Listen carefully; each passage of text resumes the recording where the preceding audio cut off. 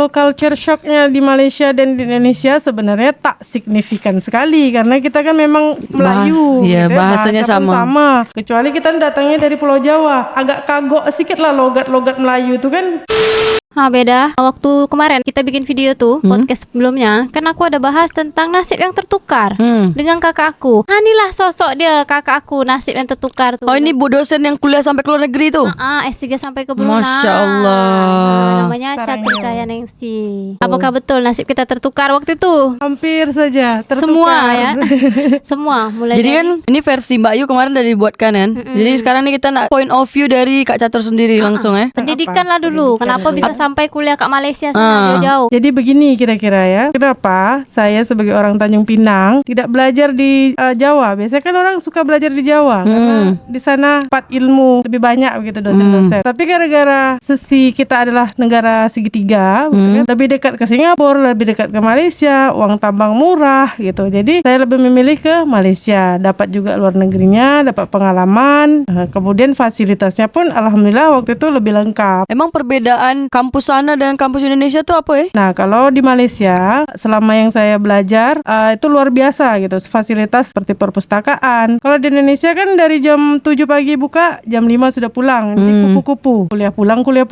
Tapi kalau di Malaysia 24 jam itu betul-betul Bisa diakses. bisa belajar dengan sempurna karena perpustakaannya buka terus. Akhirnya kita punya minat untuk belajar terus-menerus sampai kan kadang-kadang kita punya target dalam satu hari atau sebulan ini begitu. Kita harus siapkan buku mana nih yang mau kita baca gitu. Mandiri sekali kita dikasih tugas oleh dosen, besoknya kita cari tahu di perpustakaan. Bahkan buku-buku yang nggak ada di perpustakaan di kampus itu kita bisa request, misalnya adanya di Amerika, kita bisa lacak di by system. Jadi tunggu sebulan, nanti by request itu diberi oleh pihak perpustakaan, kita di call gitu. Kalau buku yang kita mau itu sudah sampai, misalnya seperti itu. Dikirim langsung ke Malaysia. Dikirim langsung ke Malaysia.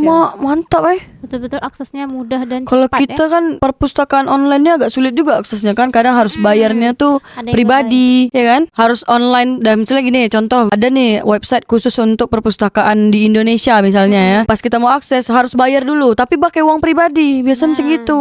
Benar. Kalau ini dari kampusnya langsung. Benar, jadi pihak kampus memang bertanggung jawab memastikan apapun sumber-sumber ataupun referensi yang dibutuhkan mahasiswa memang mudah diakses, kemudian mudah dibeli, bahkan sudah tersedia beberapa website yang memang setiap tahun kita bisa menjadi membernya.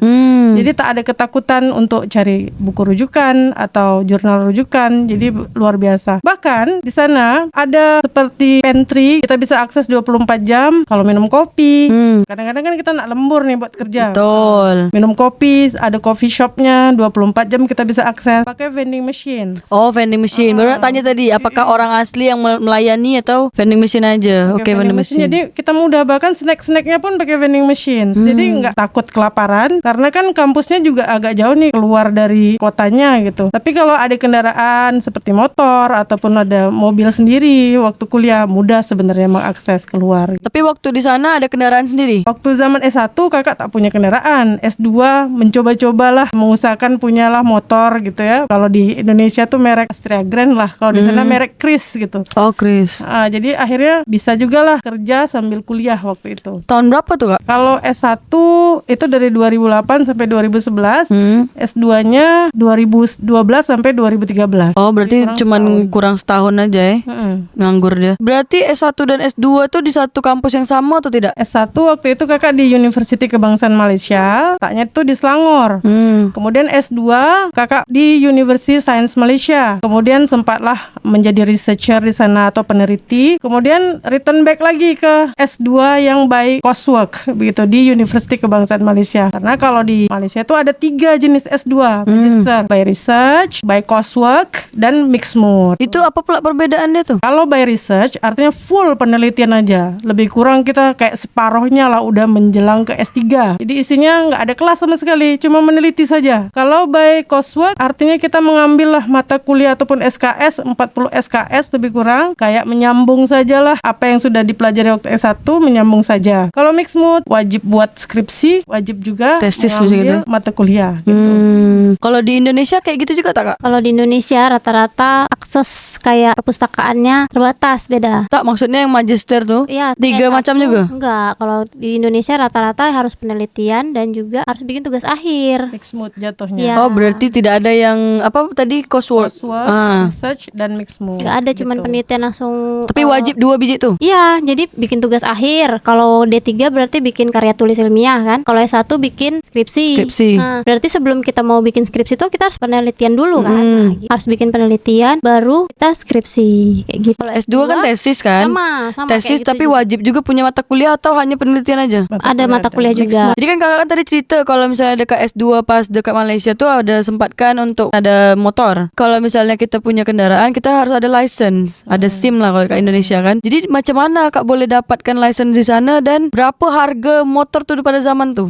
Oke. Waktu itu membeli motor tahun 2012. Nah, kita sebagai pelajar Indonesia ada payungnya di sana, yaitu KBRI, Kedutaan Besar Republik Indonesia, misalnya negara Malaysia atau negara Abu Dhabi dan sebagainya. Nah, kalau di Brunei itu adanya KBRI juga, tapi ada juga begitu konjen. Konjen itu konsulat jenderal. Biasanya yang negerinya besar. Kemudian kalau di Malaysia itu di Pulau Pinang, di SM itu ada konjen. Jadi kita mendaftarkan di situ SIM yang dari Indonesia, udah kita ready nih buat di Indonesia punya SIM A dan C gitu. Akhirnya kita register di sana, nanti dikeluarkan oleh pihak konjen, kemudian dikonversikan di Malaysia. Pemerintahan sana nanti dikeluarkan. Kalau kakak kemarin buatnya di Putrajaya, kemudian diberikan izin untuk boleh mengemudi baik motor maupun mobil gitu. Tapi ada tes dia lagi tak, tes drive lagi? Rata-rata tesnya adalah tertulis saja, gitu. Memastikan kita memang benar-benar mengetahui rambu lalu lintas, kemudian tertib terhadap hukum seperti itu. Karena ada beberapa rambu lalu lintas yang tidak sama antara Indonesia dan Malaysia. Tapi tidak signifikan juga sih, maksudnya perbedaannya begitu. Rata-rata kita paham juga. Gitu. Kalau untuk harga motor relatif waktu itu Rp1.500 Malaysia, lebih kurang 4,5 juta karena motor itu pun motor second. Nah, perjuangan mendapatkan motor itu tak mudah juga waktu itu, karena waktu S1 masih ada beasiswa dari PAMA lah, Papa dan Mama begitu ya. Kemudian S2 begitu ya, itu udah mulai ada sedikit keresahan. Kenapa? Karena harus kerja dulu gitu. Setelah kerja mengumpulkan lah dalam 1 tahun itu, akhirnya yang terbeli adalah motor dulu. Kenapa? Karena sebagai pengganti kaki kita gitu ya. Akhirnya sambil S2 di waktu itu bisa juga kerja part time di luar, gajinya pun lumayan. Jadi menjaga butik waktu itu dan kemudian membayar uang kuliah dari situ, diputar terus. Jadi jam belajar sama jam bekerja itu sangat short. Jadi jarang sekali istirahat gitu ya. Jadi sempat istirahat tuh cuma 1 hingga 2 jam per harinya. Di waktu Betul-betul kayak cuman merem tuh. Ini ambisius banget nih orang ya, nih. makanya kemarin Kalau Bayu kata bilang orang kan, sangat ambis memang orang. itu kalau misalnya dekat Malaysia di zaman itu 1.000 berapa tadi? $500. Rp1.500 Malaysia. Iya, Rp1.500 itu dikonversikan rupiah pada zaman itu berapa harga dia? Kalau untuk sekarang berapa ya? Masih segitu ya. Tapi untuk kuliah tidak beasiswa di S2-nya. Di S2 itu benar-benar purely dari uang hasil mandiri gitu.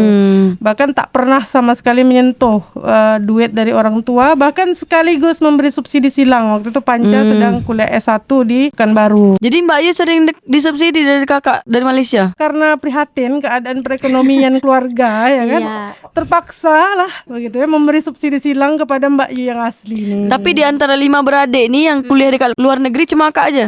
Ya diantaranya.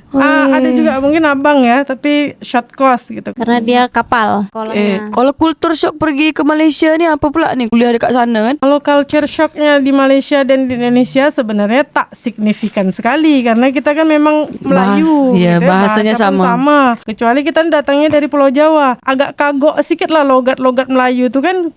Waktu itu tahun 2016 aku udah nak lulus kuliah nih S1, dia bilang gini, aku nak main lah ke tempat engkau gitu, pakai bahasa Indonesia aja lah ya.